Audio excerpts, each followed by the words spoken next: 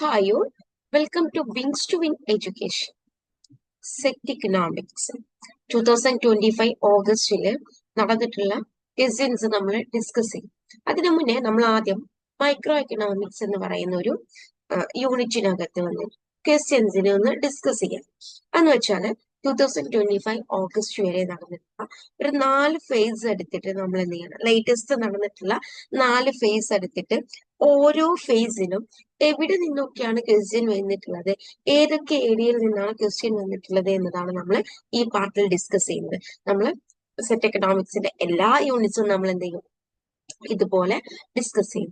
ഓർത്തിരിക്കുക, ഇപ്പൊ നമ്മളുടെ സെറ്റ് എക്സാമിന്റെ ഡേറ്റ് ഒക്കെ എക്സ്റ്റെൻഡ് ചെയ്തിട്ടുണ്ട്. അപ്പം കുറച്ചും കൂടെ ടൈം നമ്മുടെ മുന്നിലേക്ക് വരികയാണ്. ആ ടൈമിനെ നിങ്ങൾ ഒരിക്കലും ലേസിനെസ് ആയിട്ട് ടൈം ഉണ്ടല്ലോ എന്ന് വിചാരിച്ചിട്ട് നിങ്ങൾ പുറകോട്ട് പോവരുത്. ഈ ടൈമിന് എക്സ്ട്രാ കിട്ടിയിട്ടുള്ള ടൈമിനെ മാക്സിമം യൂട്ടിലൈസ് ചെയ്യാനായിട്ട് നിങ്ങൾ ശ്രമിക്കണം. ഓക്കെ, പ്രീവിയസ് ഇയേഴ്സിലെ ക്വസ്റ്റ്യൻ പേപ്പർ നന്നായിട്ട് ഡിസ്കസ് ചെയ്യണം. നിങ്ങൾ എല്ലാ സെറ്റ് എക്സാമിന്റെ ഫേസസ് എടുത്ത് നോക്കിയാലും ആ ഒരു ചോദിച്ച ഏരിയയിൽ നിന്നോ അല്ലെങ്കിൽ ചോദിച്ച ക്വസ്റ്റ്യൻ റിപ്പീറ്റ് ചെയ്തിട്ടുണ്ട്, ചോദിച്ച ഏരിയാസിൽ നിന്നും ക്വസ്റ്റ്യൻസ് വന്നിട്ടുണ്ട്. അതുകൊണ്ട് തന്നെ നമ്മളൊരു ഹാർഡ് വർക്ക് എന്നുള്ളതിനേക്കാൾ ഉപരി സ്മാർട്ട് വർക്കിലേക്ക് നമ്മൾ മൂവ് ചെയ്യേണ്ടതുണ്ട്. അതിന് ഏറ്റവും ബെസ്റ്റ് ടൂൾ എന്ന് പറയുന്നത് പ്രീവിയസ് ഇയേഴ്സിലെ ക്വസ്റ്റ്യൻ പേപ്പർ ആണ്. ഞാൻ എപ്പോഴും പറയാറുണ്ട്, ഒരു കോമ്പറ്റേറ്റീവ് എക്സാമിന്, എസ്പെഷ്യലി സെറ്റ് നെറ്റ് പോലുള്ള എക്സാംസിനൊക്കെ നിങ്ങൾ പ്രിപ്പയർ ചെയ്യുന്ന സമയത്ത് ആദ്യം നിങ്ങൾ സിലബസ് നന്നായിട്ട് മനസ്സിലാക്കുക. ഈ സിലബസ് മനസ്സിലാക്കിയാൽ പിന്നെ നിങ്ങൾ പോവേണ്ടത് എപ്പോഴും പ്രീവിയസ് ഇയേഴ്സിലെ ക്വസ്റ്റ്യൻ പേപ്പറിലേക്കാണ്. ഓക്കെ, അപ്പൊ നിങ്ങൾ കുറെ മുമ്പേ ഉള്ള, ഇപ്പൊ 2010 മുതലുള്ളതൊന്നും നിങ്ങൾ നോക്കണമെന്ന് പറയുന്നില്ല. പക്ഷെ ഇക്കഴിഞ്ഞ തൊട്ട് മുമ്പേ ഉള്ള ഒരു 4-5 ഫേസ് എങ്കിലും നിങ്ങൾ എന്ത് ചെയ്യണം, കറക്റ്റ് ആയിട്ട് നോക്കണം. എങ്കിലേ നമുക്ക് ആ ഒരു എക്സാമിന്റെ ആ ഒരു ട്രെൻഡ് മനസ്സിലാക്കാൻ പറ്റുള്ളൂ, എക്സാമിന്റെ പാറ്റേൺ മനസ്സിലാക്കാൻ പറ്റുള്ളൂ. നിങ്ങൾക്കൊരു ഏരിയ പഠിക്കുന്ന സമയത്ത് യെസ്, ഈ ഏരിയയിൽ നിന്ന് മുമ്പ് ഇങ്ങനെയൊക്കെ ക്വസ്റ്റ്യൻ വന്നിട്ടുണ്ടായിരുന്നു, അതുകൊണ്ട് അതിന് ഞാൻ ഇങ്ങനെ പഠിക്കണം, ഇനി ഇങ്ങനെയൊക്കെ ക്വസ്റ്റ്യൻ വരാമെന്ന് നമ്മുടെ മൈൻഡിൽ വരികയും ചെയ്യും. അങ്ങനെ വേണം. എപ്പോഴും പറയാറുണ്ട് അല്ലെ, ക്വസ്റ്റ്യൻ മനസ്സിലാക്കിയിട്ട് നമ്മൾ ആൻസർ ചെയ്യുന്ന പോലെ തന്നെ ക്വസ്റ്റ്യൻ മനസ്സിലാക്കി പഠിക്കാനും കൂടെ നമുക്ക് കഴിയണം. അപ്പോഴാണ് നമ്മുടെ സ്മാർട്ട് മൂവ് ആവുള്ളൂ. ഈ സ്മാർട്ടായിട്ട് മൂവ് ചെയ്യുന്നവരാണ് എപ്പോഴും റിസൾട്ട് ഉണ്ടാക്കിയിട്ടുള്ളത്. സോ പ്രീവിയസ് ഇയേഴ്സിലെ ക്വസ്റ്റ്യൻ പേപ്പർ നല്ല പ്രാധാന്യമുണ്ട്. നമ്മൾ മൈക്രോ എക്കണോമിക്സിലെ 2025 ഓഗസ്റ്റിൽ നടന്നിട്ടുള്ള ക്വസ്റ്റ്യൻസ് നമ്മൾ ഡിസ്കസ് ചെയ്യും. 2025 ജാനുവരിയിൽ നടന്നിട്ടുള്ള ക്വസ്റ്റ്യൻസ് ഡിസ്കസ് ചെയ്യും. അതുപോലെ തന്നെ 2024ലെയും 2023ലെയും 2022ലെയും ഒക്കെ നിങ്ങൾക്ക് പാർട്ടായിട്ട് ഒരു സീരീസ് ആയിട്ട് തന്നെ നമ്മൾ എന്ത് ചെയ്യും, ഡിസ്കസ് ചെയ്യും. കൃത്യമായിട്ടുള്ള ആൻസേഴ്സ് തരുന്ന രീതിയിൽ, കൃത്യമായിട്ടുള്ള എക്സ്പ്ലനേഷൻ തരുന്ന രീതിയിൽ നമ്മൾ നിങ്ങൾക്ക് ഫ്രീ ആയിട്ട് തന്നെ നമ്മുടെ ചാനലിൽ ക്ലാസ്സസ് അപ്ലോഡ് ചെയ്യും. ആർക്കെങ്കിലും സെറ്റിന് ഒരു മെന്റർഷിപ്പോട് കൂടിയിട്ട് പഠിക്കണമെന്നുണ്ടെങ്കിൽ നമ്മുടെ കോഴ്സിൽ ജോയിൻ ചെയ്താൽ മതി. അതിനായിട്ട് നമ്മളുടെ കോൺടാക്ട് നമ്പറും കാര്യങ്ങളൊക്കെ കൊടുത്തിട്ടുണ്ട്. കൂടുതൽ ഡീറ്റെയിൽസോ കാര്യങ്ങളോ ഫീസോ കാര്യങ്ങളൊക്കെ അറിയണമെന്നുണ്ടെങ്കിൽ നമ്മളുടെ ഡിസ്ക്രിപ്ഷൻ ബോക്സിൽ നൽകിയിട്ടുള്ള നമ്പറിലേക്ക് കോൺടാക്ട് ചെയ്താൽ മതി, അല്ലെങ്കിൽ വാട്സ്ആപ്പ് ചെയ്താൽ മതി.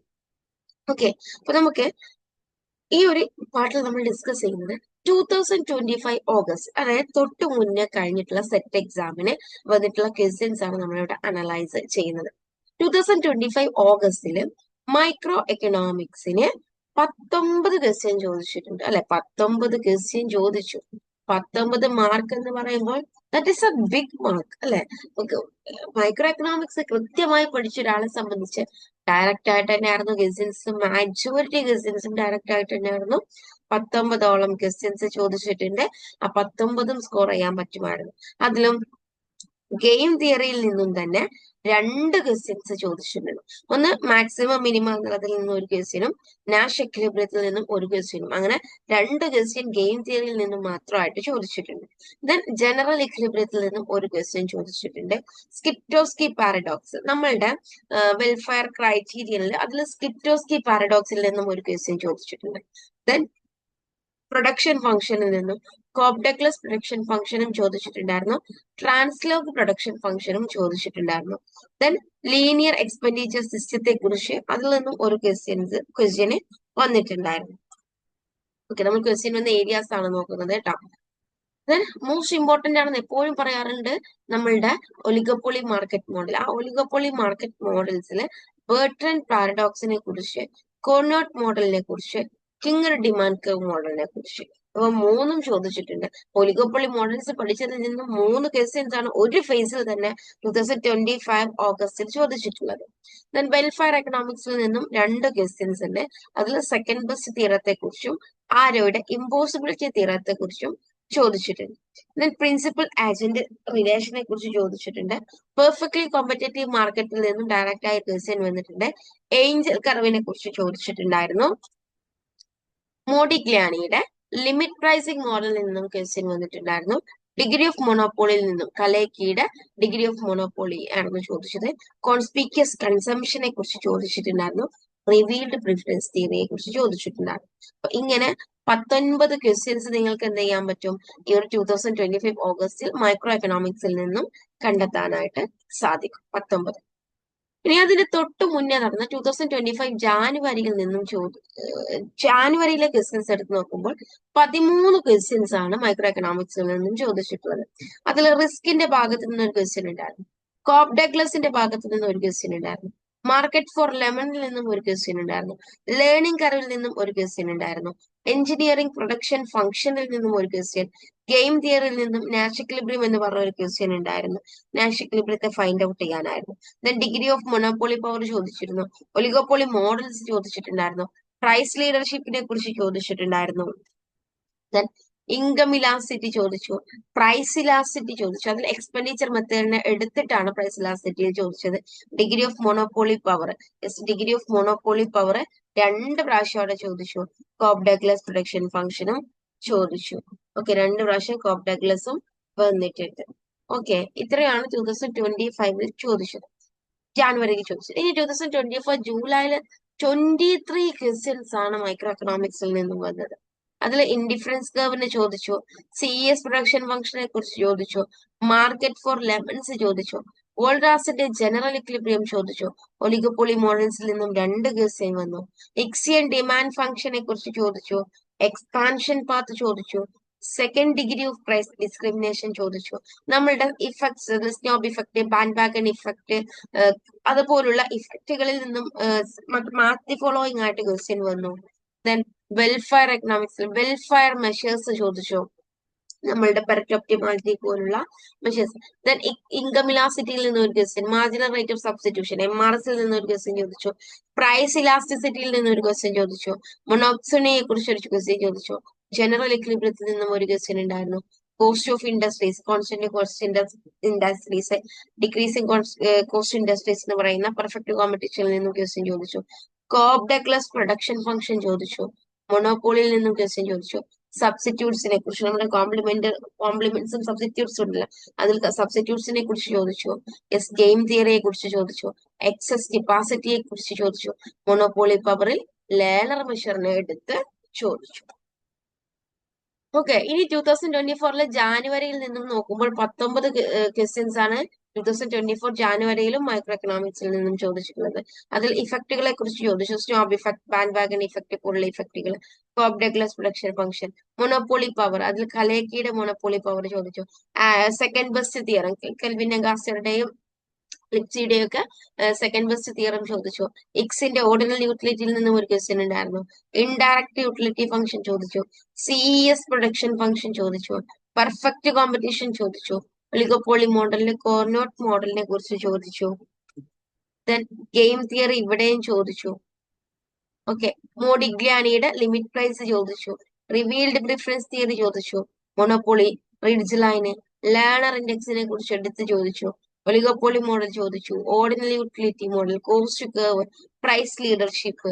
ഓക്കെ, ഇത്രയും ക്വസ്റ്റ്യൻസ് ആണ് എവിടെ നിന്നും വന്നത്, മൈക്രോ എക്കണോമിക്സിൽ നിന്നും 2024 ജാനുവരിയിൽ വന്നത്. ഇനി 2024 ജൂലൈ. ഓക്കെ, 2024 ജാനുവരിയിൽ അത്രയും ക്വസ്റ്റ്യൻസ് ആണ് വന്നിട്ടുള്ളത്. ഓക്കെ, ഇനി നോക്കൂ, നമ്മൾ ഇതിൽ നിന്നും മനസ്സിലാക്കേണ്ട കാര്യം എന്താ ചോദിച്ചാല്, ഗെയിം തിയറി എല്ലായിടത്തും ചോദിക്കുന്നത് ഇതില് 2024 ജാനുവരിയില് ഗെയിം തിയറി ചോദിച്ചു. ദെൻ 2024 ഓഗസ്റ്റില്, ജൂലൈയില് ചോദിച്ചു തൊട്ട് മുന്നത്. ദെൻ ഗെയിം തിയറി ഇല്ലാത്ത എക്സാംസ് ഇല്ല അല്ലെ, ഗെയിം തിയറി എല്ലാത്തിലും ഗെയിം തിയറി ചോദിക്കുന്നുണ്ട്. ഇവിടെ ലാസ്റ്റിലേക്ക് എത്തിയപ്പോ 2 വീതമൊക്കെ ചോദിച്ചു തുടങ്ങി. അപ്പോൾ നിങ്ങൾ മനസ്സിലാക്കേണ്ടത് game theory most important area ആണെന്ന് മനസ്സിലാക്കണം. ആദ്യം പോയി ഗെയിം തിയറി പഠിക്കണം. അതുപോലെ തന്നെയാണ് നമ്മൾ ഇവിടെ കണ്ടു എന്താണ് നമ്മളുടെ ഒലിഗോപോളി മോഡൽസ് ചോദിക്കാത്തൊരു ക്വസ്റ്റ്യൻ പേപ്പർ ഇല്ല. അപ്പോൾ Cournot model, Bertrand model, Edgeworth model, kinked demand model, അങ്ങനെ വരുന്ന എല്ലാ ഒലിഗോപോളി മോഡൽസിനെയും നിങ്ങൾ എന്ത് ചെയ്യേണ്ടതുണ്ട്, പഠിക്കേണ്ടതുണ്ട്. കണ്ടോ, ഒലിഗോപോളി മോഡൽസ് എല്ലാ ഏരിയയിലും ഒലിഗോപോളി മോഡൽസിൽ നിന്നും 2ഉം 3ഉം 4ഉം ക്വസ്റ്റ്യൻസ് ഒക്കെ വന്നിട്ടുണ്ട്. അതുകൊണ്ട് തന്നെ ഒലിഗോപോളി മോഡൽസിന് നിങ്ങൾ എന്ത് ചെയ്യണം, ഇമ്പോർട്ടൻസ് കൊടുക്കണം. അതുപോലെ തന്നെയാണ് നമ്മളുടെ റിവീൽഡ് പ്രിഫറൻസ് തിയറിയിൽ ഇമ്പോർട്ടൻസ് കൊടുക്കണം. എല്ലാത്തിനും ചോദിച്ചിട്ടുണ്ട്. ദെൻ ലേണർ ഇൻഡെക്സ് പോലുള്ള നമ്മളുടെ മോണോപ്പൊളി പവറിന്റെ മെഷർമെന്റ്സിനെ കുറിച്ച് നിങ്ങൾ പഠിക്കണം. Price elasticity, price elasticity, income elasticity, ഇതിന് പ്രാധാന്യം കൊടുക്കണം. നോക്കൂ, ഇതിൽ ഈ ഒരു ഏരിയാസ് നിങ്ങൾക്ക് ഈ ഒരു 4 ഫേസിൽ കൊടുത്തിട്ടുള്ള ക്വസ്റ്റ്യൻസ് ആണ് ഇവിടെ ഡിസ്കസ് ചെയ്തത്. ഈ 4 ഏരിയാസിൽ നിന്നും നിങ്ങൾക്ക് എന്ത് കിട്ടും? കൃത്യമായിട്ട് നിങ്ങൾക്ക് ഏതൊക്കെ ഏരിയാസിനെ കൂടുതൽ ഫോക്കസ് ചെയ്യണം എന്നുള്ളത് കിട്ടും. ഈ 4 ഫേസ് തന്നെ എടുത്ത് പഠിച്ചാൽ മതി, ധാരാളമാണ് കേട്ടോ. അതിന്റെ അപ്പുറത്തേക്ക് നിങ്ങൾ പോവേണ്ടതില്ല. ഇനി പ്രീവിയസ് ഇയേഴ്സിലെ ക്വസ്റ്റ്യൻ പേപ്പർ പഠിക്കുമ്പോഴും 2025 2 നടന്നു, അത് പഠിക്കുക. 2024 2 നടന്നു, അത് പഠിക്കുക. ഇനി വേണ്ട എന്നുണ്ടെങ്കിൽ എക്സ്ട്രാ നിങ്ങൾക്ക് എന്തെങ്കിലും 2023 22 എടുത്ത് പഠിക്കാം. ഏറിപ്പോയാൽ ഒരു 2020 മുതൽ പഠിച്ചാൽ മതി. അതിന്റെ അപ്പുറത്തേക്കൊന്നും നിങ്ങൾ പോവേണ്ട. അതായത് 2019, 18, 17 അവിടത്തേക്കൊന്നും നിങ്ങൾ പോകണ്ട. ഒരു 2020ക്ക് ശേഷമുള്ളത് നിങ്ങൾ മാക്സിമം പ്രീവിയസ് ഇയേഴ്സിലെ ക്വസ്റ്റ്യൻസ് പഠിക്കുക. എങ്കിൽ തന്നെ നിങ്ങൾക്ക് സെറ്റ് എക്സാം ക്ലിയർ ചെയ്യാൻ പറ്റും എന്നുള്ളതാണ് ഞാൻ നിങ്ങൾക്ക് തരുന്ന ഉറപ്പ്. നമ്മളുടെ ക്ലാസ്സിൽ എന്ത് ചെയ്യും, നമ്മൾ കൃത്യമായിട്ട് തന്നെ ഇത് ഡിസ്കസ് ചെയ്യും. ഓരോ ക്വസ്റ്റ്യൻ പേപ്പറും നമ്മൾ എടുത്ത് മൈക്രോ എക്കണോമിക്സ് ഓരോ യൂണിറ്റ് വൈസ് ആയിട്ട് തന്നെ ക്വസ്റ്റ്യൻസ് അനലൈസ് ചെയ്യും. നിങ്ങൾക്ക് ഇത് ഉപകാരപ്പെട്ടു എന്നുണ്ടെങ്കിൽ നിങ്ങൾ എന്ത് ചെയ്യുക, ഈ ഒരു ചാനൽ സബ്സ്ക്രൈബ് ചെയ്യുക. പിന്നീട് അങ്ങോട്ട് സീരീസ് ആയിട്ട് നമ്മൾക്ക് എക്കണോമിക്സ് ക്ലിയർ ചെയ്യാനുള്ള പ്രീവിയസ് ഇയേഴ്സിലെ ക്വസ്റ്റ്യൻ പേപ്പറിന്റെ കൃത്യമായിട്ടുള്ള അനാലിസിസ് ഒക്കെ നിങ്ങൾക്ക് ഈ ഒരു ചാനൽ ത്രൂ നമ്മൾ കിട്ടും. നിങ്ങളുടെ സപ്പോർട്ടാണ് നമ്മളുടെ ഊർജ്ജം എന്ന് പറയുന്നത്. നിങ്ങൾ എന്ത് ചെയ്യുക, ഈ ഒരു വീഡിയോ ഇഷ്ടപ്പെട്ടെങ്കിൽ ഒന്ന് ലൈക്ക് ചെയ്യുക, കൂടുതൽ പേരിലേക്ക് ഇത് എത്തിച്ചു കൊടുക്കുക, കൂടുതൽ നിങ്ങളുടെ കൂട്ടുകാരിലേക്കൊക്കെ ഇത് ഷെയർ ചെയ്യുക. നിങ്ങളുടെ സജഷൻസും എന്തെങ്കിലും കറക്ഷൻസോ എന്തെങ്കിലും നമ്മളുടെ പോരായ്മകളൊക്കെ ഉണ്ടെങ്കിൽ നിങ്ങൾ എന്ത് ചെയ്യുക, കമന്റ് ത്രൂ നമ്മളെ അറിയിക്കുക. Thank you for learning.